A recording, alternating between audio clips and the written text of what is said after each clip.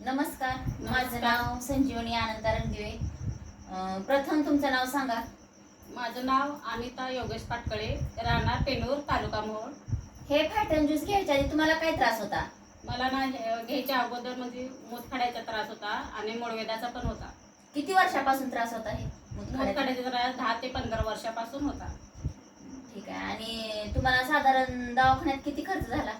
मला ना ऑपरेशन केलं त्यावेळेस 1 लाख रुपये खर्च झाला. ऑपरेशन झालं तुमचं? हो खडे दाखवू शकता का? हो. हे बघा खडे त्यावेळेस काढलेले.